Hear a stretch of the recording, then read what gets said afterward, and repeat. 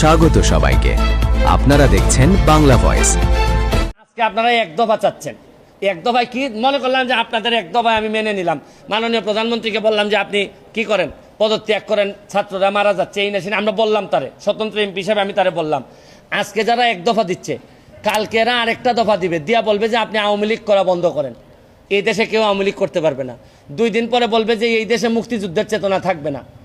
এরা একটার পর একটা দফা তো আপনি যদি সব সারেন্ডার করে মেনে নেন, তাহলে আমরা যাব কোথায়? আমি তো কোনো সংঘাত চাই না, একটা প্রাণহানিরও আমি কোনোভাবেই পক্ষে না। যতগুলা ছাত্র মারা গেছে তাদের প্রতিটা ছাত্রের আত্মার মাগফিরাত কামনা করা এবং বিচারের ব্যবস্থা করার জন্য আমি সবচেয়ে, শুনেন, দুর্নীতিবাজরা তো যে যার মতো করে সেফ আছে, অনেক দুর্নীতিবাজ হয়তো দেশ ছেড়ে দিবে, এদের তো কোনো ঝামেলা নাই। মরবে হচ্ছে গিয়ে যে যারা এই না দুর্নীতি করছে, না এরা এই যে সহজ সরল জীবনযাপন চাইছে, তারাই এখন বিপদগ্রস্ত। ভিডিওটি পুরো দেখার জন্য আপনাকে ধন্যবাদ। চ্যানেলটি সাবস্ক্রাইব ও লাইক, কমেন্টস, শেয়ার করে পাশে থাকুন।